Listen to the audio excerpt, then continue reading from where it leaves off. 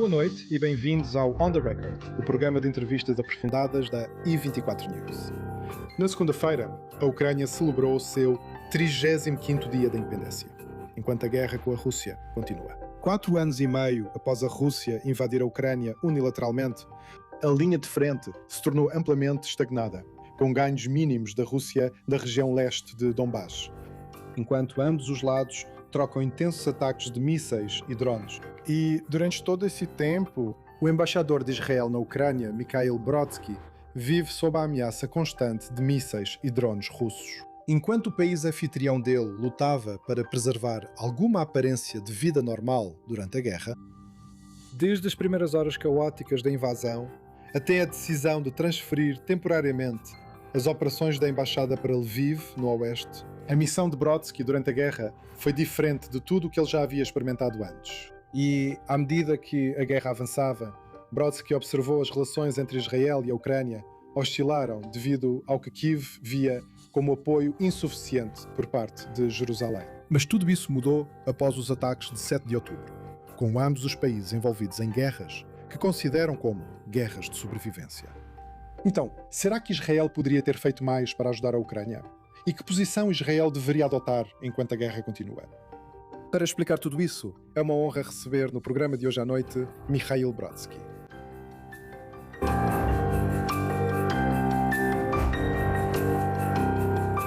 Brodsky é um diplomata israelense que recentemente concluiu seu mandato de 5 anos como embaixador na Ucrânia, cargo que ocupou sob os governos de Bennett, Lapid e Netanyahu. Ele é o primeiro olé, ou imigrante, da grande aliá da antiga União Soviética nos anos 90, a se tornar um embaixador de carreira. Ele já serviu anteriormente como embaixador no Cazaquistão e no Quirguistão. Michael Brodsky, muito obrigado por se juntar a mim esta noite. Olá e obrigado por me convidar. Ótimo. Então, embaixador, como mencionei na minha introdução, as linhas de frente na guerra estão bastante estagnadas, sem muito movimento, um pouco do lado da Rússia, mas nos últimos meses temos visto um esforço coordenado da Ucrânia para atingir alvos no interior do território russo. Então, você poderia nos dar uma breve visão geral sobre a situação atual da guerra na Ucrânia? Sabe, eu descrevo essa situação como uma mistura da Primeira Guerra Mundial com a Terceira Guerra Mundial. Vou te explicar por quê. Porque, por um lado, existe uma enorme linha de frente. E como você disse, está quase estagnada, já está estagnada há muitos anos. E o número de baixas dos dois lados está aumentando, é enorme. E essa situação, quando tudo está completamente travado, nos lembra da Primeira Guerra Mundial, certo? As trincheiras. As trincheiras, exatamente. E, por outro lado, o uso de tecnologias modernas é algo totalmente novo, algo que ainda não experimentamos. Existe uma zona de morte entre os dois exércitos e, literalmente, nenhuma pessoa consegue sobreviver nessa zona de morte por mais de alguns segundos. Mas isso é algo totalmente novo, o uso de drones por ambos os lados, mas especialmente pelo lado ucraniano, que passou a se destacar muito no uso de drones e tecnologias modernas em geral. Isso é algo totalmente novo.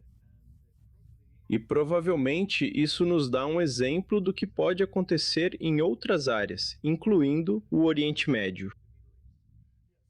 Sim, nós vamos chegar a esse ponto um pouco mais adiante na conversa. Mas em relação a Israel, em que momento da guerra a Ucrânia procurou Israel e pediu sua assistência? Bem, foi até antes da guerra, já havia contatos e mensagens do lado ucraniano para Israel. E pediu para fornecer algum tipo de armamento, especialmente defesa aérea. Eu me lembro do ex-ministro da Defesa da Ucrânia, Sr.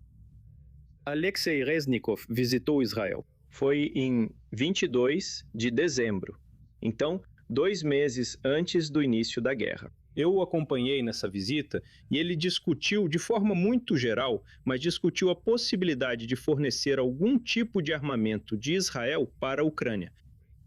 Isso nunca aconteceu, por vários motivos.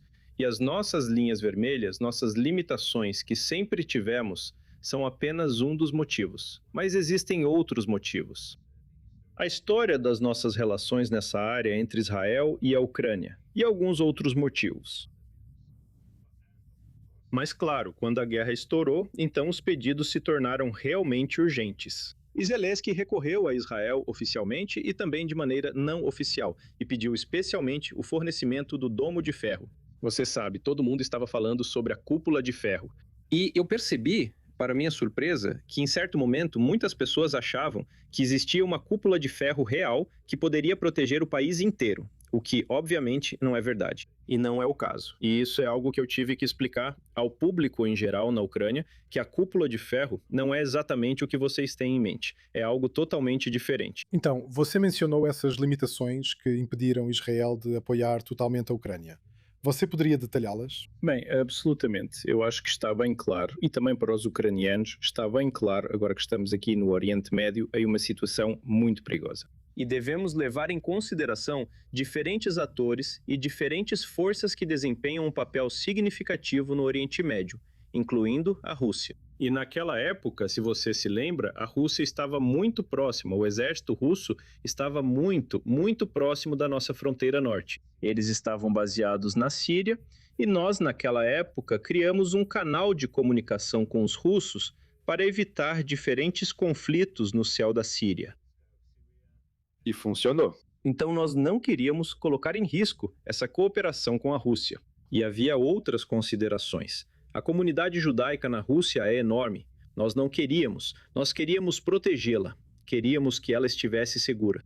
E havia o medo de que, se Israel ajudasse a Ucrânia fornecendo armas defensivas, o governo em Moscou tomasse medidas contra a comunidade judaica Sabe, na eu não Rússia. acho que se possa descartar completamente. Eu não descartaria completamente. Tudo era possível. E eu acho que os russos foram muito claros ao dizer que haveria consequências na cooperação militar entre Israel e Ucrânia. E também percebemos que não fazemos parte da Europa, não fazemos parte da OTAN. Há tantos países que forneceram e ainda fornecem assistência militar à Ucrânia. Naquela época, poderíamos oferecer algo diferente. Oferecemos uma assistência humanitária muito significativa. Você se lembra que, no início da guerra, houve uma tentativa de mediação pelo primeiro-ministro Bennett, na época, que foi a Moscou. Então, achamos que poderíamos contribuir com a Ucrânia de outras maneiras, e foi o que fizemos. Você já achou desafiador ou perturbador, em um nível pessoal, transmitir essas mensagens ao governo ucraniano, ao povo ucraniano? Porque eu imagino que internamente você gostaria que Israel fizesse mais, mas entendia as limitações. Então, você já se sentiu desconfortável ao transmitir essa complexidade para Kiev? Vou colocar dessa forma. Eu achei desafiador, sim, de fato, mas eu não senti nenhum conflito interno, porque eu entendia os motivos e a complexidade da nossa posição. E era e ainda é muito complexa, cheia de nuances. E claro, é difícil explicar isso para um país ou para pessoas que são atacadas, brutalmente atacadas e cuja sobrevivência está em jogo. Então não foi fácil. Espero que, eventualmente, eu e meus colegas tenhamos conseguido explicar, ou pelo menos transmitir, a lógica do processo de tomada de decisão israelense. E também conseguimos compensar isso fornecendo uma assistência humanitária muito essencial e crucial para a Ucrânia. Agora, você percebeu ou houve alguma diferença na maneira como Israel tratou a Ucrânia sob os diferentes primeiros-ministros, Bennett, Lapid, por um curto período, ou Netanyahu? Acho que não. Acho que havia um consenso sobre a política geral. Obviamente existem nuances, mas falando da política geral, ela não mudou muito. Olhando para trás, dadas as limitações, algumas delas não são as mesmas, porque a influência da Rússia na Síria não é como era antes, e Israel não precisa da mesma coordenação como chegou. Olhando para trás, você acha que Israel deveria ter feito mais para apoiar a Ucrânia? Tudo mudou depois do dia 7 de outubro. E eu acredito que muitas questões do lado ucraniano também desapareceram depois do dia 7 de outubro. Acho que eles perceberam muito melhor o tipo de desafios que estamos enfrentando aqui. Que tipo de ameaças estamos enfrentando e que tipo de inimigos estamos encarando. Mas eles entendem que nossa capacidade de ajudar a Ucrânia na esfera militar é muito limitada. E eu, pessoalmente, acredito que nossa política não vai mudar antes que a guerra na Ucrânia termine. E espero que isso aconteça em breve. Mas você sabe, nunca se sabe, nunca se sabe. E acho que ninguém sabe quando isso vai acontecer. Agora, tem uma coisa que realmente achei marcante durante essa guerra, conforme ela se desenrolou, que é a forma como a Ucrânia é percebida agora no Ocidente como uma espécie de Davi enfrentando esse Golias contra todas as expectativas, sobrevivendo, não apenas sobrevivendo, mas lutando, tentando manter a vida normal. Isso me faz lembrar de como, não pessoalmente, mas como eu li sobre isso. Como Israel foi percebido após a Guerra dos 6 Dias como um país pequeno, com um exército muito mais fraco em comparação com os seus muitos adversários, e ainda assim conseguindo superá-los. Você vê essas semelhanças entre o Israel daquela época e a Ucrânia? E que outras semelhanças você percebe entre os países? Com certeza. E não só entre Israel daquela época e a Ucrânia de agora, mas entre Israel de agora e a Ucrânia de agora. E há tantas semelhanças entre os dois países. Sabe, não só em termos do nosso posicionamento e de enfrentar inimigos poderosos, mas também em relação à nossa cultura política interna. E de muitas maneiras, nós somos muito parecidos. Certo. Então, em relação a essas semelhanças e coisas que a Ucrânia e Israel têm em comum hoje, uma delas é um adversário ou inimigo em comum, que é o Irã. Como essa hostilidade em comum em relação ao Irã se manifesta nas relações entre Israel e Ucrânia? Com certeza, nós concordamos plenamente sobre a ameaça iraniana. O Irã é claramente nosso inimigo, mas também é claramente um inimigo para a Ucrânia. E começamos a cooperar na questão iraniana.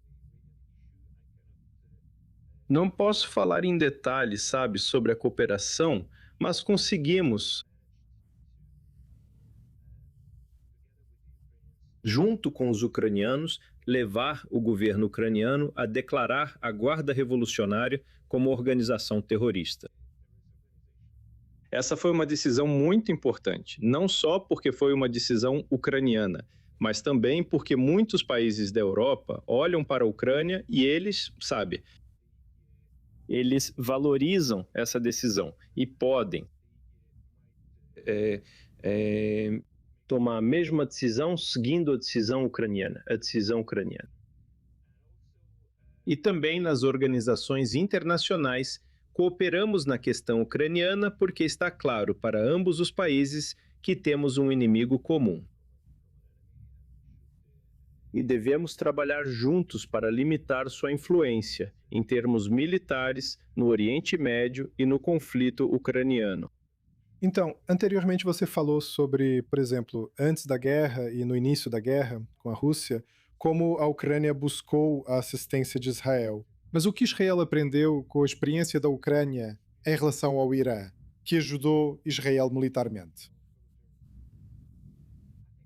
Acho que o mundo inteiro aprendeu muito com a Ucrânia e que você pode enfrentar um inimigo muito sério.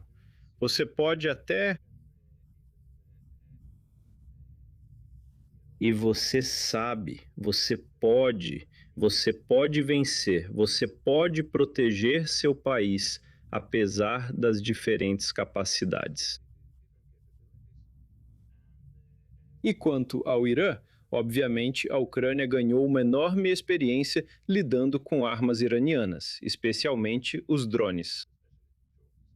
E isso é algo que começamos a aprender com os ucranianos, porque estamos enfrentando a mesma ameaça neste momento. Mas a Ucrânia provavelmente é o único país que tem experiência real em lidar com esses drones. E, na verdade, eles conseguiram desenvolver sistemas muito eficientes e agora conseguiram derrubar a maioria dos drones.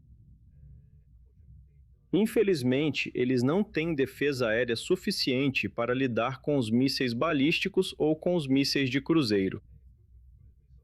Mas, quanto aos drones, eles são bastante eficientes. E eu acho que essa é uma experiência muito importante para nós também. Então, existem lições em tempo real que Israel já adotou ao aprender com a Ucrânia.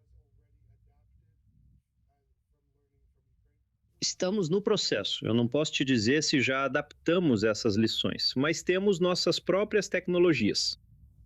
Seguimos, de certa forma, em duas linhas paralelas, porque ambos os países estão em situação de guerra ativa e ambos desenvolvem tecnologias militares. Mas a sinergia existe e vai se desenvolver ainda mais. Agora, você mencionou que Israel não é o único buscando assistência ucraniana e aprendendo com Claro. sua experiência. Também vimos isso após a guerra com o Irã. Com Países certeza. como os Emirados Árabes Unidos, Catar e Arábia Saudita buscando assistência ucraniana. Então, qual é o impacto disso nas relações da Ucrânia com a região? E será que Israel pode tentar aproveitar isso para uma integração regional? Com certeza. E eu acho que os ucranianos perceberam que dessa vez eles têm cartas na mão. Eles têm um ativo claro que conseguiram desenvolver e que é muito importante para muitos países do mundo, especialmente para os países do Golfo, que foram atacados pelo Irã. E eu sei disso muito bem. Muitos países do Oriente Médio recorreram ao governo ucraniano e pediram assistência para proteger sua infraestrutura crítica e sua população dos mísseis e drones iranianos. E essa assistência, até onde eu sei, foi fornecida. Você sabe, Zelensky visitou os países do Oriente Médio e prometeu fornecer assistência a eles. Pelo que você pode compartilhar, quais são essas lições que a Ucrânia está passando para seus parceiros? Israel, o Golfo? Não se trata necessariamente de novas tecnologias, é sobre a experiência. E não há outro país que tenha uma experiência como a da Ucrânia, como a dos ucranianos. Com essa enorme linha de frente e com a experiência de muitos anos lidando com drones, não necessariamente drones iranianos, mas também drones russos. Você sabe, a Rússia conseguiu desenvolver um enorme, indústria de drones e, em geral, indústria militar. Eu não acho que eles usem tanto os drones iranianos atualmente. Mas no começo, eu me lembro que eles dependiam bastante dos drones iranianos, mas provavelmente não mais. E esse campo, obviamente, muda bastante rápido. Porque no começo da guerra você tinha policiais ucranianos atirando nesses Com drones certeza, Shahed com com certeza. rifles na ruas. Com Eu certeza. imagino Agora que esse não é. seja mais o caso. Esse não é mais o caso. Agora, eles têm outras formas de lidar com esses drones. Mas não foi necessariamente preciso nenhum grande avanço tecnológico para lidar com isso. É só uma questão de experiência. O que funciona, o que não funciona. É disso que estou falando. A Ucrânia pode vencer essa guerra? Bem, eu não acho, falando realisticamente, que alguém esteja pensando em uma vitória clara. E o que é uma vitória? O que é vencer? Essa é uma grande questão. Mas eu acredito que a Ucrânia conseguiu e vai conseguir sobreviver como um país independente e livre, o que é muito importante como um país democrático. E é um país democrático, com todos os problemas que enfrenta. É um país livre e democrático. E eu espero que continue sendo esse tipo de país. E eles têm essa força interna e essa vontade interna de permanecer independentes e livres. E eu acredito que eles vão conseguir. Seu sucessor já foi nomeado? Ele já chegou, ele já está em Kiev, sim. E então, que tipo de informações importantes você compartilhou com ele? Bem, antes de tudo, eu espero que pelo menos durante o mandato dele, a guerra termine. E essa é a principal coisa que eu disse a ele, que eu realmente espero, porque eu esperava que no meu mandato, que foi um mandato relativamente longo, 5 anos, isso acontecesse. Eu esperava que a guerra terminasse. Isso não aconteceu. Espero que no mandato dele isso aconteça. Mas não importa o que aconteça, eu acredito que os dois países continuarão muito próximos. Nossas relações continuarão muito especiais, muito carregadas de emoção.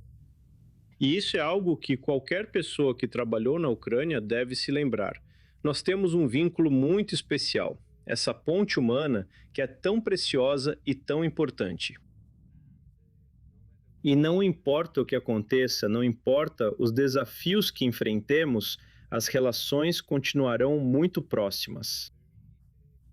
E eu costumo descrever isso como um tipo de relação familiar, sabe, entre parentes muito próximos. De vez em quando, precisamos de um psicólogo de família para lidar com os problemas. E nós temos, obviamente, nossos altos e baixos.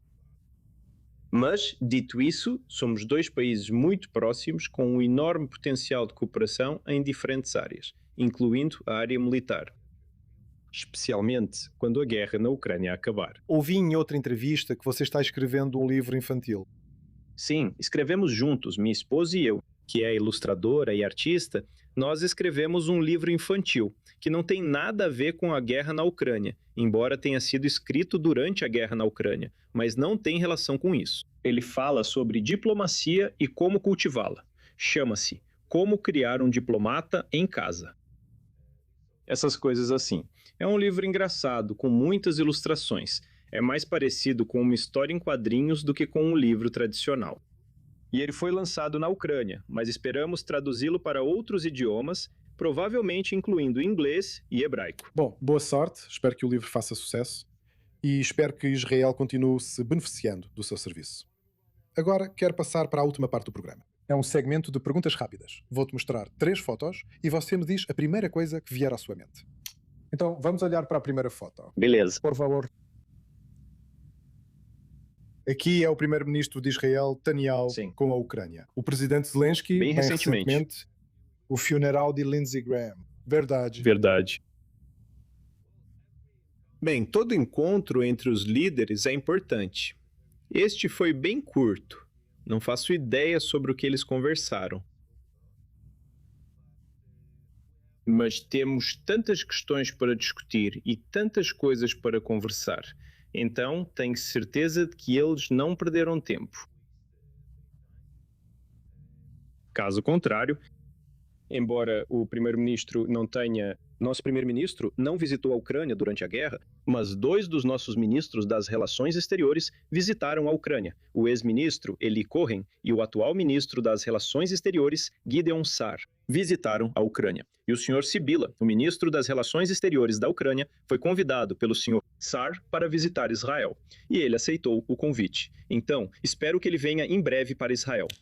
Tudo bem, vamos passar para a próxima imagem. Esta é uma das primeiras fotos que você postou no Sim, eu dia me lembro. 20 de fevereiro de 2022, quando a Rússia invadiu a Ucrânia. E eu me lembro de muitas coisas daquele dia específico. E eu me lembro que alguém me mandou uma mensagem e disse: este é realmente um momento histórico. E foi isso que eu senti, talvez não exatamente naquele dia, mas depois percebi que foi um dia histórico. E foi quando os russos atacaram Kiev no primeiro dia da guerra. E algum veículo russo, acho que era um tanque ou algo assim, conseguiram chegar quase ao centro de Kiev.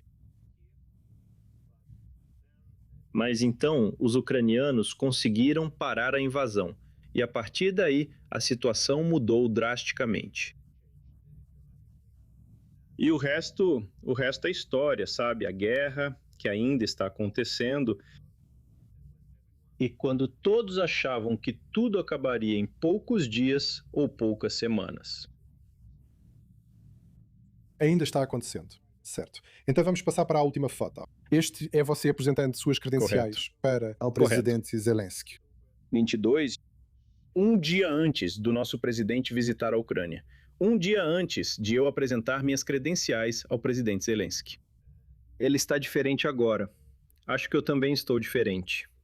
Mas eu me lembro daquela reunião. Foi a única vez em que tive uma conversa com ele cara a cara por cerca de meia hora. Foi uma conversa bastante agradável, mas novamente, isso foi antes da guerra. Bem, eu quero novamente agradecer a você, Michael Brodsky, não apenas por ter vindo aqui, mas pelo seu serviço em um momento muito crucial e período desafiador, na história de Israel e na história da Ucrânia, servindo em tempo de guerra no país anfitrião enquanto há uma guerra em casa. Então, quero agradecer novamente pelo seu serviço, pelo seu tempo e por ter vindo aqui esta noite. Vamos ter que encerrar por aqui. Obrigado por nos acompanhar hoje. Junte-se a nós na próxima semana aqui no On The Record. Você pode encontrar o episódio de hoje e todos os programas anteriores no YouTube e no Spotify. Obrigado por assistir.